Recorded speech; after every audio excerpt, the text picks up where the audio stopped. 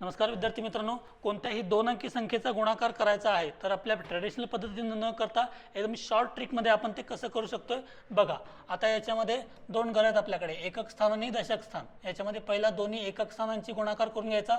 4 दोन्ही किती होणार आहे 8. त्यानंतर दशक आणि एकक म्हणजे असं तिरकस गुणाकार करायचा. इथं किती होणार आहे 6 चौक 24 आणि 8 दोन्ही 16. मग ज्या वेळेला यांचा गुणाकार करतो त्यांची बेरीज करायची, म्हणजे 6 चौक 24 आणि 8 दोन्ही 16.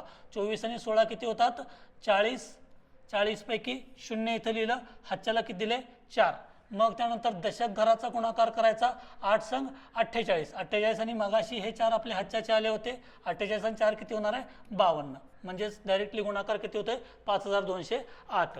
तेच बघा या संख्येच्यासाठी बघितलं तर काय होणार आहे 6 चौक 24 हातच्या दिला 2. त्यानंतर तिरकस गुणाकार आणि मग बेरीज 5 चौक 20 आणि 9 सख 54. 54 अधिक 20 किती झाले 74. 74 आणि हातच्याचे हे 2 76 साठी 6 हातच्या परत दिले 7. त्यानंतर 9 5 45. 45 आणि हे 7 किती होणार आहे 52. म्हणजेच्या दोन अंकी संख्यांचा गुणाकार किती आला 5964. तुम्ही या प्रश्नाचं उत्तर सोडवा आणि कमेंटमध्ये लिहा. थँक्यू.